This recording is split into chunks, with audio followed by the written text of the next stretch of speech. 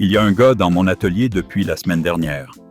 Il est arrivé avec une camionnette de l'année, de celle qui semble sortie d'un jeu vidéo. Brillante, imposante, avec plus de technologie que ma maison et un écran sur le tableau de bord qui ressemble à celui d'un cinéma.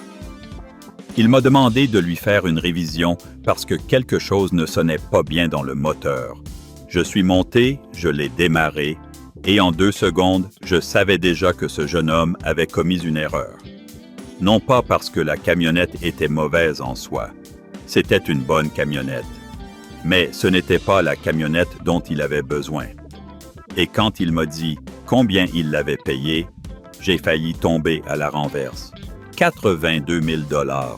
Et pour couronner le tout, le gars n'allait même pas charger un sac de ciment, il n'allait rien remorquer de plus grand qu'un vélo, et il vivait dans une ville où garer une camionnette de cette taille revient à essayer de faire entrer un éléphant dans un ascenseur.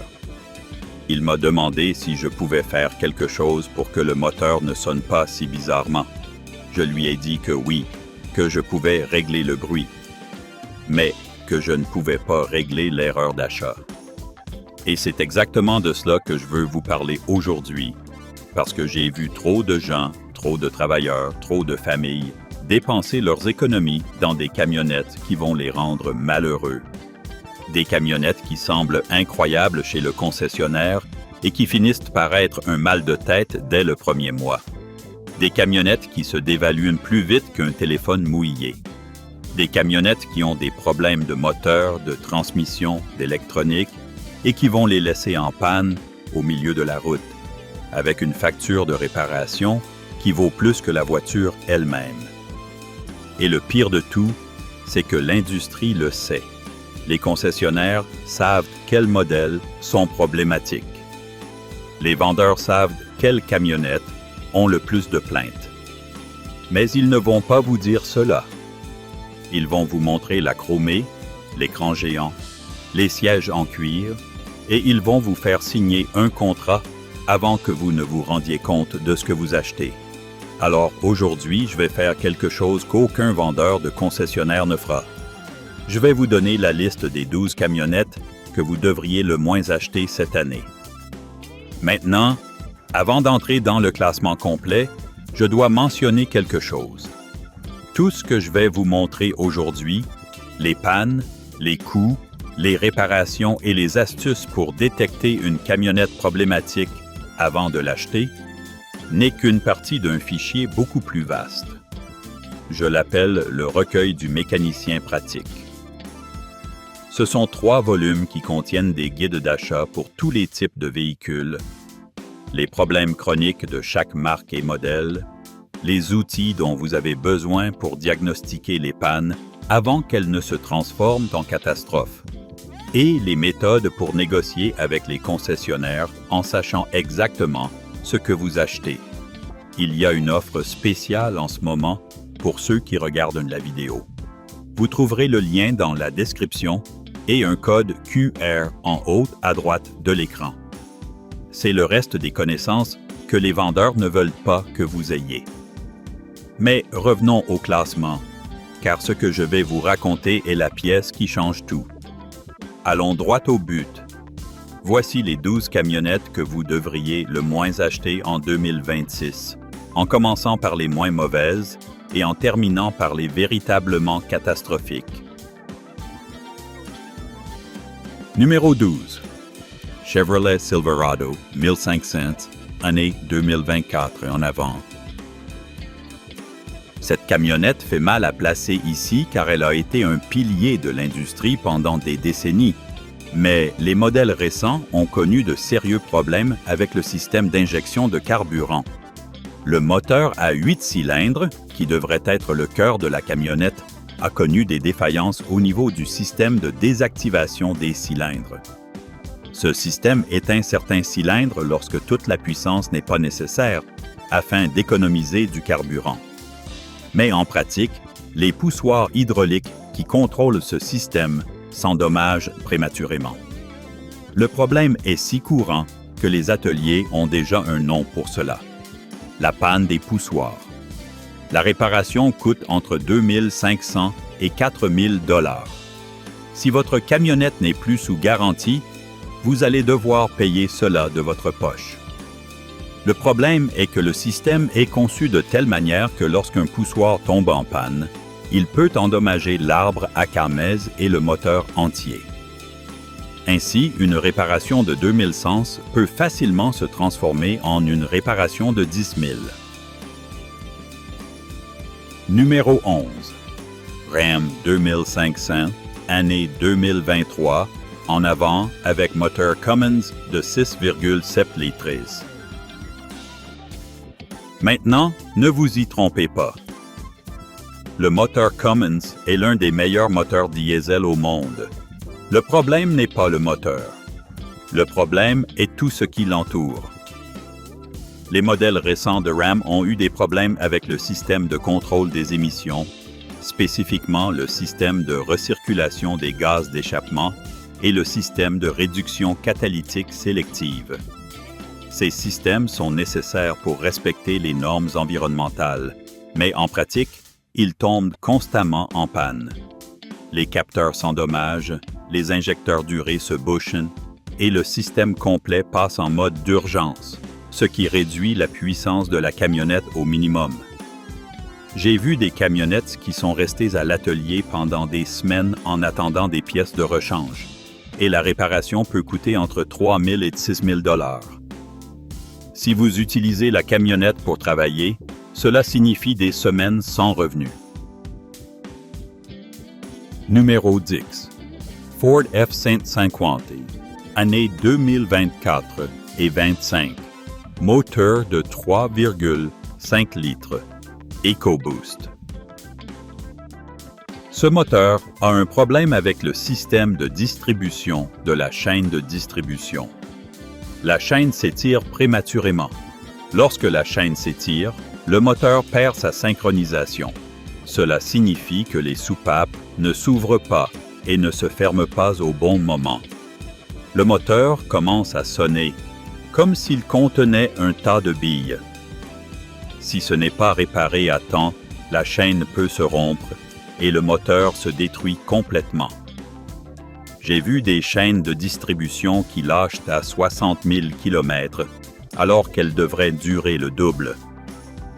La réparation de la chaîne de distribution coûte entre 1 500 et 2 500 $. Et si le moteur est détruit, la réparation peut coûter plus de 8 000. Numéro 9. Toyota Tundra, année 2022 à 24. Moteur V6 de 3,4 litres biturbo. Toyota est connu pour sa fiabilité, mais cette camionnette a un problème que les ingénieurs de Toyota n'ont pas vu venir. Le moteur a des problèmes avec les turbocompresseurs. Le système de lubrification des turbos ne fonctionne pas correctement dans certaines conditions de conduite et les turbos s'endommagent avant 50 000 km. Le problème est que les turbos ne sont pas bon marché. Chaque turbo coûte environ 1000 cents $ et la camionnette en a 2. Ajoutez la main-d'œuvre et vous faites face à une facture de plus de 4 000 $. Toyota travaille sur une solution. Mais pour l'instant, si vous en achetez une, vous pariez que votre camionnette n'aura pas le problème. Numéro 8. GMC Sierra 1500, année 2024 et 25. Elle partage le même problème que la Chevrolet Silverado, car c'est essentiellement la même camionnette. Le même moteur, le même système de désactivation des cylindres, les mêmes poussoirs problématiques. Mais la Sierra a un problème supplémentaire qui est spécifique à GMC. Le système de suspension pneumatique arrière, qui est une option populaire, connaît des problèmes de fuite et des pannes de compresseurs. La suspension pneumatique est chère à réparer. Un nouveau compresseur coûte environ 800 $ et les coussins gonflables peuvent coûter 500 autres dollars chacun. Et les fuites ne sont pas toujours faciles à trouver, ce qui signifie que l'atelier peut vous facturer plusieurs heures de diagnostic juste pour trouver où se situe le problème. Numéro 7. Nissan Titan année 2023 et 2024. Nissan a eu des problèmes avec la transmission automatique à 7 vitesses sur la Titan. La transmission présente des défaillances au niveau du convertisseur de couple qui provoquent des vibrations et des secousses lors de l'accélération. C'est un problème qui apparaît entre 30 et 60 000 km. La solution de Nissan a été de remplacer la transmission complète dans de nombreux cas. Une nouvelle transmission coûte environ 5 500 $. Certains Titans ont duré plus longtemps, mais le risque est élevé. Numéro 6. Ford Ranger, année 2024, moteur de 2,3 litres, EcoBoost. C'est un problème plus petit, mais tout aussi fastidieux. Le système d'injection directe de carburant provoque une accumulation de calamine sur les soupapes d'admission. L'accumulation de calamine peut causer des ratés d'allumage, une perte de puissance et une consommation de carburant bien plus élevée. Le problème est que le nettoyage des soupapes n'est pas une réparation simple. Dans de nombreux cas, il faut démonter une partie du moteur pour accéder aux soupapes.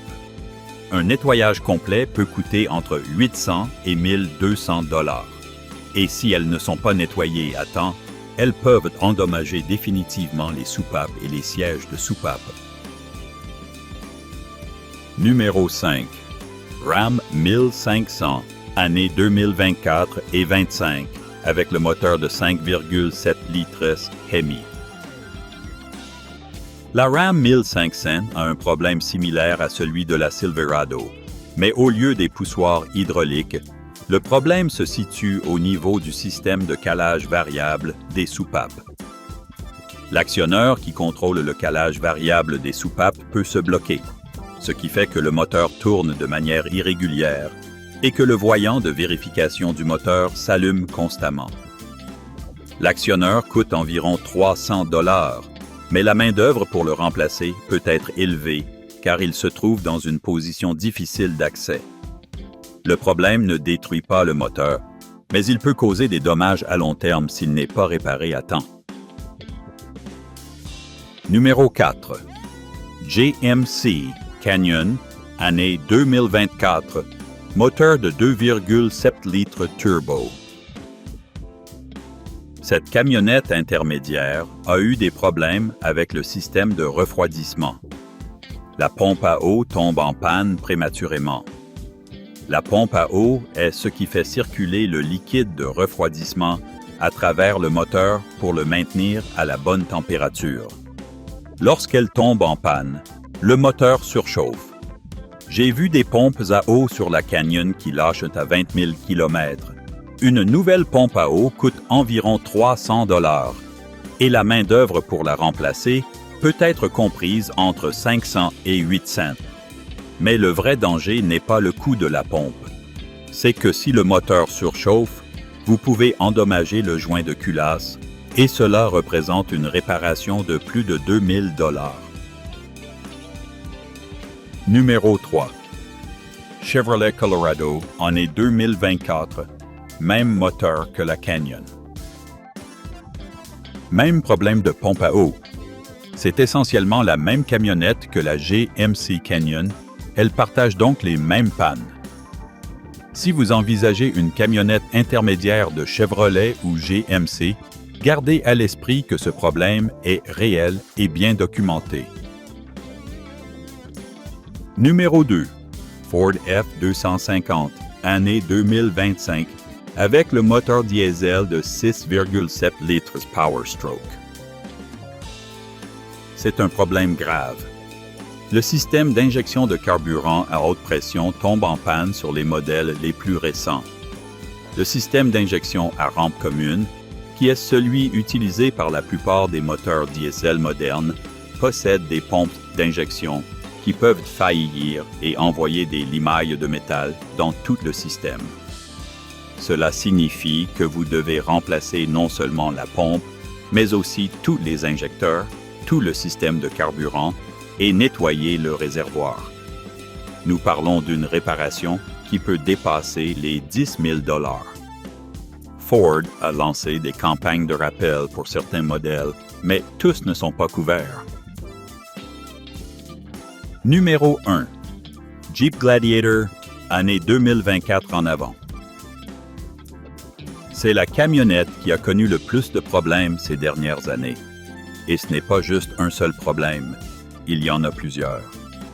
Le système de direction, qui est le même que celui du Wrangler, a un problème connu avec du jeu dans la direction. La camionnette va d'un côté à l'autre sur la route.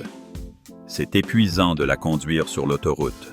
La suspension avant s'use prématurément. Le moteur de 3,6 litres a des problèmes avec les poussoirs hydrauliques comme la Silverado. La transmission automatique à 8 vitesses a des problèmes de programmation et des changements de rapport brusques. Et pour couronner le tout, le prix est extrêmement élevé pour ce qu'ils offrent. Certains de mes clients ont dépensé plus de 5 000 $ en réparation au cours de la première année de possession d'une Gladiator. C'est une camionnette qui a de l'allure, qui a un style unique et qui est très performante en tout terrain. Mais le coût de son entretien est si élevé qu'elle n'en vaut pas la peine. C'est la camionnette que j'ai le plus vue dans mon atelier, avec des problèmes au cours des 3 dernières années. Maintenant, je veux être juste. Toutes ces camionnettes ont de bons côtés. La Silverado est confortable. La F-150 a une capacité de remorquage impressionnante. La Ram a un intérieur de luxe. La Toyota est célèbre pour sa durabilité. Mais les problèmes que j'ai mentionnés sont réels et les concessionnaires ne vont pas s'asseoir pour vous en parler. Alors, quand vous voyez l'une de ces camionnettes chez un concessionnaire, posez des questions spécifiques sur ces problèmes. Demandez si cela a déjà été résolu sur le modèle que vous regardez. Demandez s'il y a une campagne de rappel. Demandez combien coûte la réparation de ces problèmes si vous n'êtes plus sous garantie. Si le vendeur ne sait pas répondre, ou s'il répond de manière vague, vous savez déjà que vous devez faire attention. Et voici la règle d'or que j'ai apprise après 25 ans. N'achetez pas une camionnette la première année d'un nouveau design. L'industrie automobile a toujours des problèmes lors des premières années d'un nouveau design ou d'une refonte majeure. Attendez la 2e ou 3e année lorsque les problèmes auront été résolus. La première génération est toujours celle qui a le plus de problèmes. Autre conseil, si vous allez acheter une camionnette d'occasion, recherchez les modèles que j'ai mentionnés et vérifiez l'historique d'entretien. Si le propriétaire précédent a déjà eu des problèmes avec la transmission ou avec le système de carburant, vous trouverez cela dans l'historique des réparations. Ne vous fiez pas uniquement à l'aspect extérieur. Et si vous possédez déjà l'une de ces camionnettes, ne vous inquiétez pas. Elles ne vont pas toutes avoir des problèmes. J'ai vu des Gladiators qui ont duré 100 000 km sans problème. J'ai vu des Silverados qui ont duré beaucoup plus longtemps, mais le risque est plus grand que sur d'autres modèles. Si vous en avez déjà une, faites l'entretien préventif. Changez l'huile plus fréquemment que ce que dit le manuel. Vérifiez régulièrement le système de carburant. Et si vous entendez un bruit étrange, n'attendez pas. Apportez-la à l'atelier avant que le problème ne se transforme en catastrophe. Je veux terminer avec ceci. Il y a 25 ans, quand j'ai commencé à l'atelier, je n'avais personne pour me dire quelle camionnette éviter. J'ai appris en réparant celles qui tombaient en panne, en voyant les mêmes problèmes encore et encore, en écoutant mes clients raconter leurs histoires de frustration avec les concessionnaires. J'ai appris que l'industrie automobile n'est pas toujours du côté de l'acheteur. J'ai appris que la meilleure façon d'économiser de l'argent n'est pas de négocier un bon prix, mais d'acheter une camionnette qui ne va pas tomber en panne. Toutes ces informations, toutes ces listes, tous ces problèmes chroniques de chaque modèle, les outils pour diagnostiquer une camionnette d'occasion avant de l'acheter, les astuces pour que les vendeurs sachent que vous savez ce que vous achetez, j'ai rassemblé tout cela dans un fichier que j'appelle le recueil du mécanicien pratique. Ce sont 3 volumes qui contiennent des guides détaillés pour chaque marque et modèle, les problèmes spécifiques de chaque génération, les campagnes de rappel que les concessionnaires ne mentionnent pas toujours, et les coûts réels d'entretien que personne ne vous dit lorsque vous signez le contrat. Si cette vidéo vous a été utile, si vous avez aimé le style et que vous voulez en apprendre plus, j'ai une offre spéciale pour vous. Vous trouverez le lien dans la description de la vidéo et un code QR en haut à droite de l'écran. C'est l'accès complet aux 3 volumes du recueil. Vous y trouverez toutes les camionnettes que j'ai mentionnées aujourd'hui et bien d'autres encore.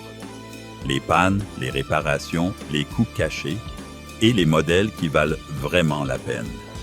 Les connaissances qu'il m'a fallu 25 ans pour apprendre et que j'ai décidé de partager avec ceux qui veulent acheter une camionnette sans le regretter. Il n'est pas nécessaire que vous achetiez quoi que ce soit aujourd'hui. Mais si vous voulez avoir l'information complète, celle qui va vous faire économiser des milliers de dollars en réparation et en maux de tête, le lien est là. Et sinon, c'est très bien aussi. Avec ce que je vous ai montré aujourd'hui, vous en avez déjà assez pour commencer à poser des questions intelligentes chez le concessionnaire. Et c'est déjà plus que ce que font 90% des acheteurs. Faites-moi savoir dans les commentaires quelle camionnette vous envisagez d'acheter ou si vous possédez déjà l'une de celles que j'ai mentionnées. Racontez-moi votre expérience. Je lis tous les commentaires et je réponds chaque fois que je le peux. Si vous avez des questions sur un modèle en particulier, demandez et je vous donnerai mon avis honnête. Rappelez-vous, une camionnette n'est pas seulement un véhicule. C'est un outil de travail, un investissement familial, une décision qui va affecter vos finances pendant des années. Prenez le temps de faire des recherches. Ne vous laissez pas emporter par les apparences. Posez des questions. Enquêtez. Et si vous avez des doutes, réfléchissez-y à 2 fois avant de signer. C'est la différence entre un acheteur qui regrette et quelqu'un qui achète en toute confiance. Et vous, avec ce que vous avez appris aujourd'hui, vous êtes beaucoup plus près d'être parmi les seconds. À la prochaine. Prenez soin de vous, prenez soin de vos véhicules et n'achetez pas une camionnette qui va vous rendre malheureux.